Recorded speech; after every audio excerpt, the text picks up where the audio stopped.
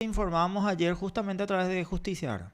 Exactamente, Oscar, y nosotros para ampliar el tema de lo que tiene que ser lo que fue el sobreseimiento definitivo en la causa Colorado Droga, ya estamos en contacto con el abogado Paul Frialaire. Doctor, ¿cómo está? Muy buenas tardes, un gusto estar en comunicación con usted.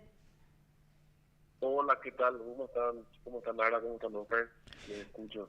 Muy buenas tardes, doctor. Gracias por atendernos y bueno, queremos profundizar un poco más ayer en la información que hace casi 24 horas se daba a conocer y que realmente causó bastante sorpresa teniendo en cuenta el tinte político y ya siendo el segundo juicio que se realizó en el marco del caso Colorado Oro. Ahora, nos gustaría saber su apreciación a esta altura sobre lo que resolvió. El Tribunal de Justicia, teniendo en cuenta que usted es, por ejemplo, defensor de Pedro Areco, uno de los que fue sobreseído definitivamente ayer, doctor. Sí, así mismo. Bueno, primero que nada, pido disculpas si es que hablo un poco de forma más coloquial, como para hacerme entender mejor. Y bueno, ayer, al empezar el juicio, empezaron a plantear los incidentes que realmente le doy el atrevimiento de decir que empezó con el doctor Tony Vera, que fue el defensor de Arnaldo Martínez. Y bueno, se arrancaron con los incidentes y se presentaron incidentes de nulidad de la acusación, del acta de acusación y otros incidentes más. El que dio hincapié en tribunal fue el incidente de nulidad de la acusación, a lo cual obviamente nos adherimos toda la otra defensa. Y bueno, quiero resaltar y destacar más que nada el labor del tribunal de dar la razón en cuanto al incidente planteado, porque verdaderamente esa acusación, no es que yo no tengo a mano ahora, momentáneamente después le puedo pasar, pero si se ve bien, es una vergüenza cómo describen los hechos en cuanto a los procesados en ese entonces. Porque una acusación, como sabemos todos, tiene que tener una relación sucinta de los hechos, especificando cómo el Ministerio Público llega a la convicción de que las personas que están procesando realmente cometieron el hecho punible que ellos están sosteniendo. Pero esa acusación no carecía tenía un relato bastante vago. En caso de Pedro, decía que Pedro colaboró en agarrar una pancarta que luego se arrastró adentro del local de Colorado, ¿verdad?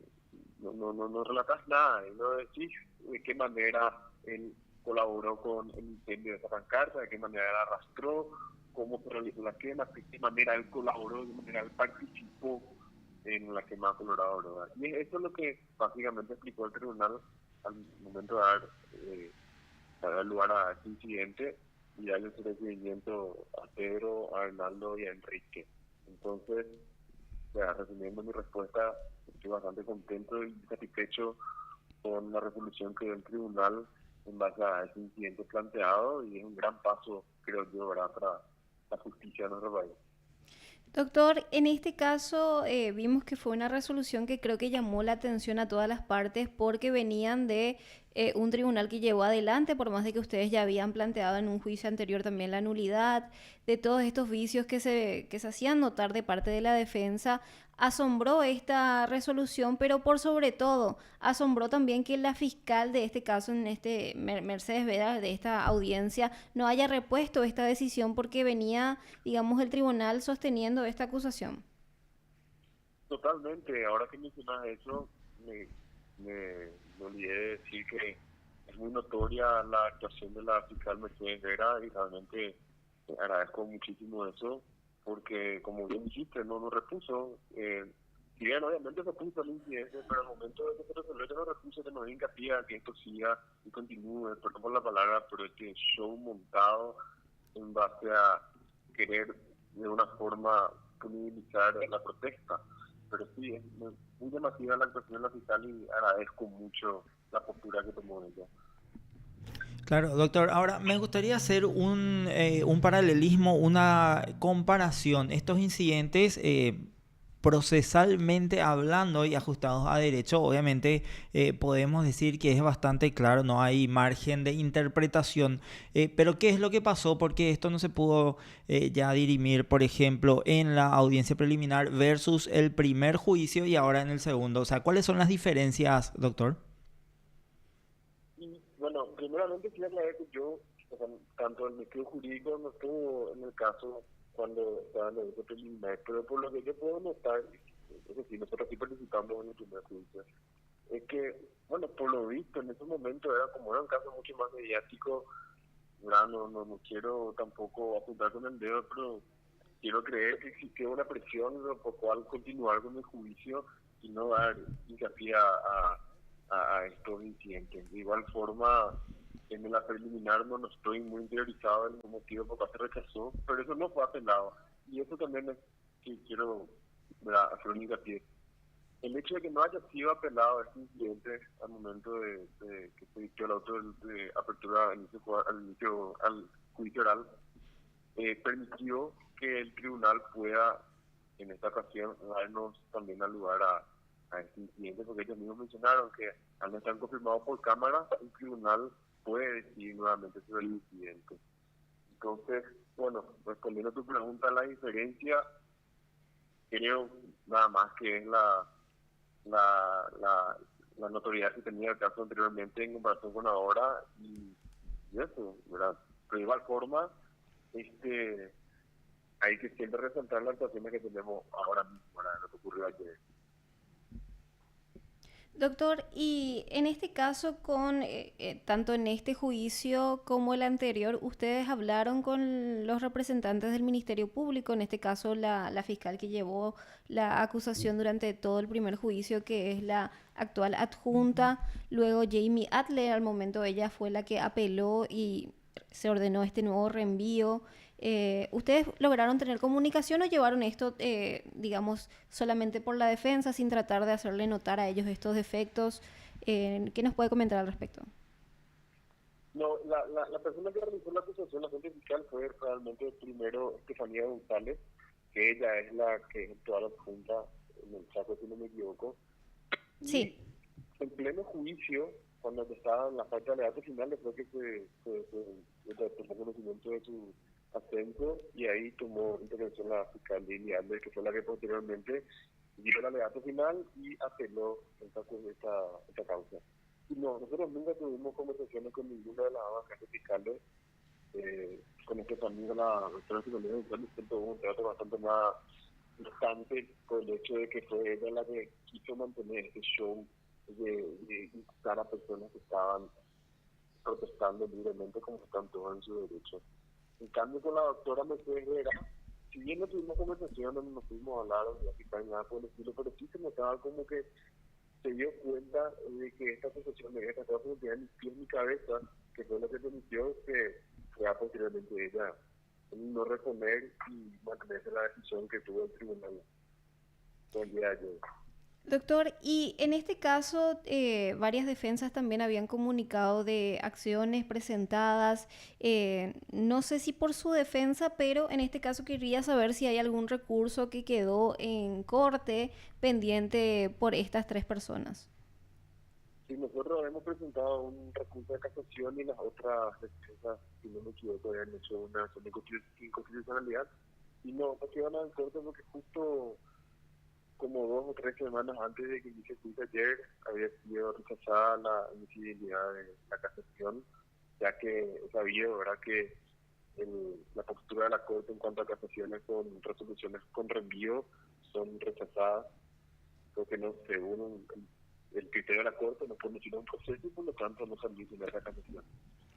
Claro, ahora yendo al fondo de la cuestión, doctor, bueno, teniendo en cuenta ya pasado un día de esta resolución que, repito, fue bastante llamativa, bastante sorprendente, por así decirlo, por la presión mediática y política que hubo en aquel entonces, esto va a continuar para una de las acusadas solamente. Y si bien usted no interviene como defensa, ya por su conocimiento respecto a la causa, ¿usted cree que hay elementos suficientes, teniendo en cuenta que ya incluso el tribunal ha resaltado en su resolución los cambios que hubo en el relato?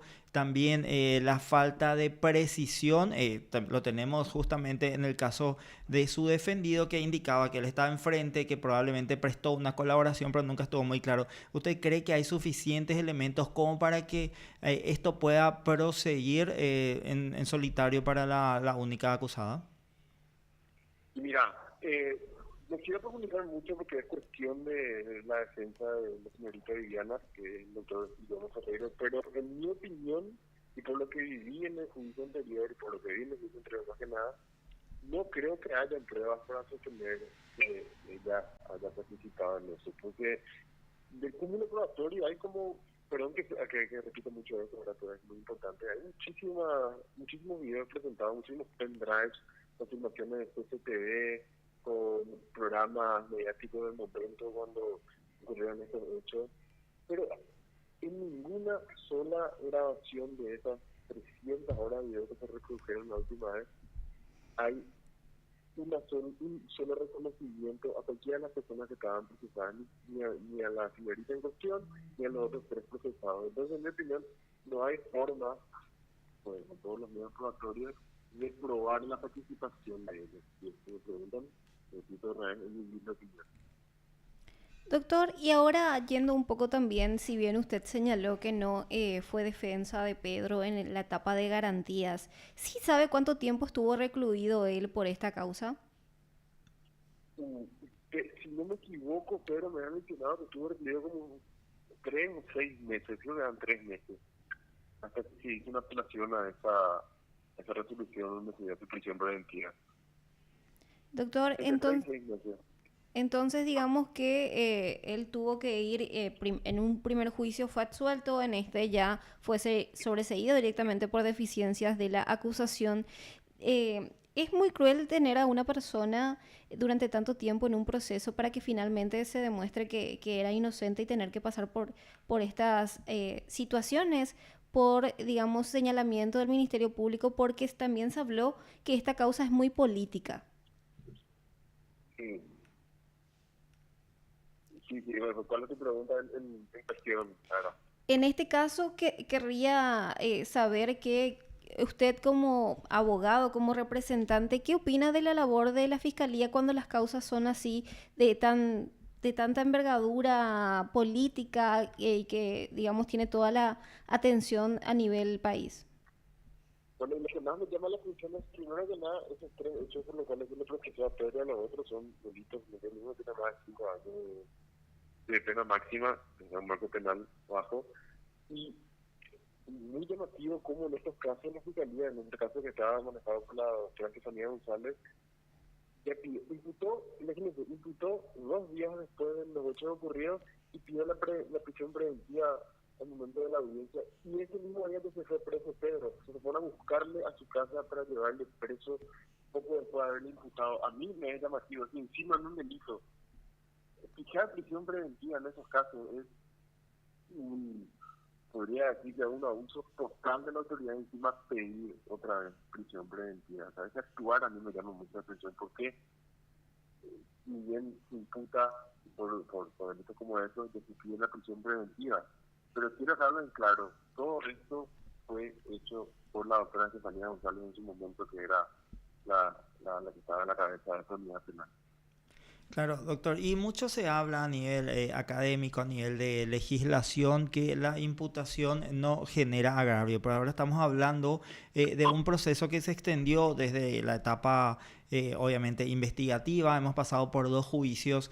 Y teniendo en cuenta que usted defiende a una de las personas que fue sobreseída ayer, ¿cómo considera que esta causa, todo este proceso de un marcado tinte político con presiones, incluso de sectores sociales, marcó la vida de Pedro Areco?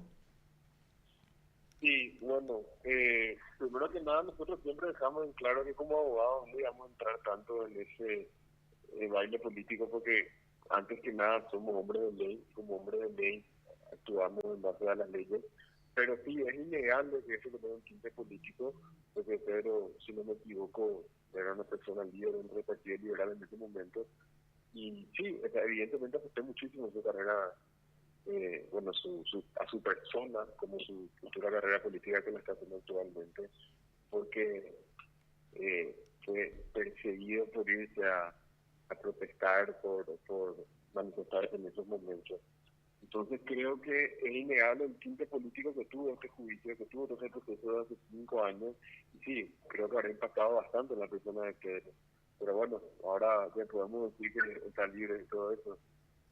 Doctor, no sé si llegó a leer también los comentarios en redes sociales respecto a esta resolución del colegiado de sentencia. Muchos decían que no es normal ver que los tribunales digan y decreten la nulidad de la acusación. No es muy común, y esto ya lo hablo usted como profesional abogado, ver que esto ocurra en estas instancias ya, digamos, de tribunal de sentencia.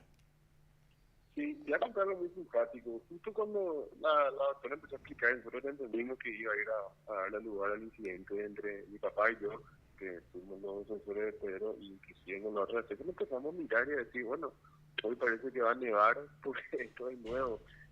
Nosotros igual, quiero dejar en claro, siempre que presentamos un incidente es porque creemos que tenemos nosotros que tenemos la razón y que tiene la posibilidad de darse al lugar, pero en el fondo, en esa pérdida de esperanza de que el sistema judicial paraguayo no tiende a dar lugar a esas cosas, siempre decimos, bueno, vamos a presentar al pedo, vamos a presentar para romper las olas, perdón por la palabra, para ver si nos hacen caso.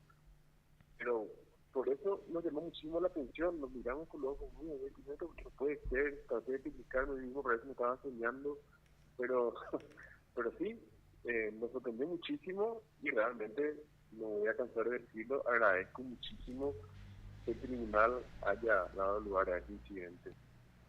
Doctor, si bien el Tribunal de Sentencia ya comunicó al Ministerio Público, en este caso, que si bien no repuso la decisión para cualquier apelación que pueda darse en el marco de la causa, deberá esperar la sentencia, ¿usted cree que pueda haber alguna presión para volver a apelar, digamos, esta resolución del Tribunal de Sentencia? No, yo no creo que, si la gente fiscal ya no repuso en su momento, dudo mucho que apele estos incidentes, pero sí, eso sí, creo que van a resolver todas las cuestiones incidentales en papel invidente del juicio, que no sabemos cuándo va a ser, ¿verdad? Pero bueno, la decisión está firme y yo particularmente no creo que la gente fiscal apele esta decisión. Bueno, y nosotros queríamos obviamente darle continuidad a esto, también obtener su parecer, doctor, teniendo en cuenta que usted fue uno de los defensores que obtuvo este sobreseimiento en este sonado caso. Así que nosotros le agradecemos muchísimo su tiempo, doctor, y que tenga una buena tarde. Dale, muchísimas gracias a ustedes por el espacio, Oscar Ara, nos veremos futuramente en los tribunales otra vez. Gracias, doctor.